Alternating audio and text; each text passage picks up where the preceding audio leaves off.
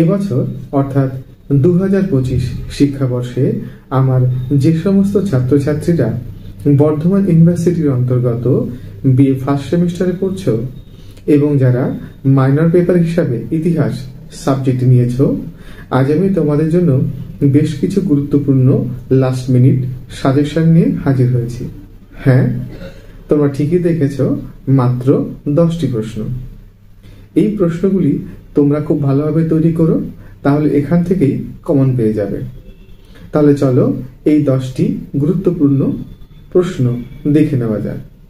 প্রথমে তোমাদের আমি গুরুত্বপূর্ণ 10 নম্বরের প্রশ্নগুলি বলছি। চল, প্রথম প্রশ্ন, নগর পরিকল্পনার বিষয়টির উপর গুরুত্ব আরোপ করে সিন্ধু সভ্যতার নগর জীবনের বৈশিষ্ট্যগুলি লেখো।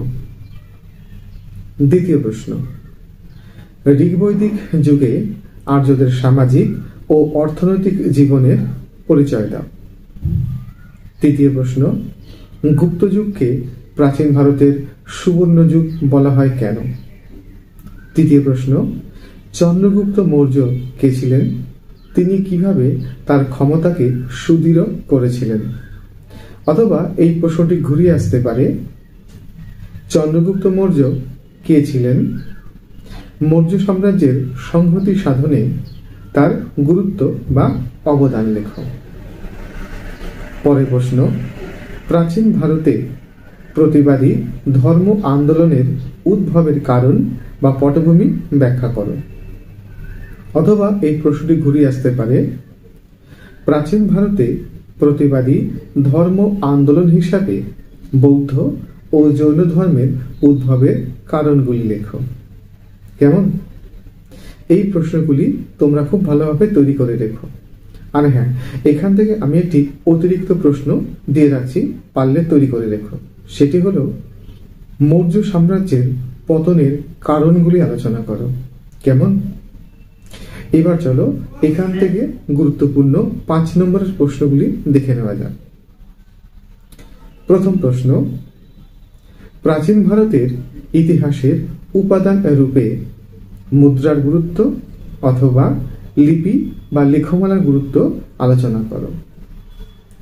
পরের প্রশ্ন, ঋগ্বৈদিক যুগে আর্যদের রাজনৈতিক জীবনের সংক্ষিপ্ত পরিচয় দাও।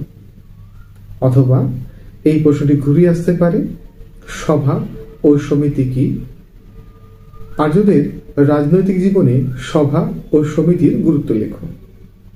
অথবা এই প্রশ্নটি এভাবেও আসতে পারে, আর্যদের প্রশাসনিক ব্যবস্থার বৈশিষ্ট্যগুলি লেখো। কেমন? পরের প্রশ্ন, কুষাণ সাম্রাজ্যের ইতিহাসে কনিষ্কের কৃতিত্বের মূল্যায়ন করো। পরের প্রশ্ন, গৌতমীপুত্র সাতকর্ণীর কৃতিত্ব বর্ণনা করো। পরের প্রশ্ন, জৈন ধর্মের মূল বৈশিষ্ট্যগুলি লেখো। এখানে আমি তোমাদের 2টি অতিরিক্ত প্রশ্ন বলে রাখছি, পারলে এগুলো তৈরি করে রেখো। একটি হলো, অশোকের ধর্মের মূল নীতি বা স্বরূপ আলোচনা করো। আর দ্বিতীয় প্রশ্নটি হলো, মগধ সাম্রাজ্যের উদ্ভবের কারণ বা পটভূমি উল্লেখ করো। কেমন? তাহলে এই প্রশ্নগুলি তোমরা তৈরি করে রেখো, তাহলে পরীক্ষায় তোমরা এখান থেকে কমন পেয়ে যাবে।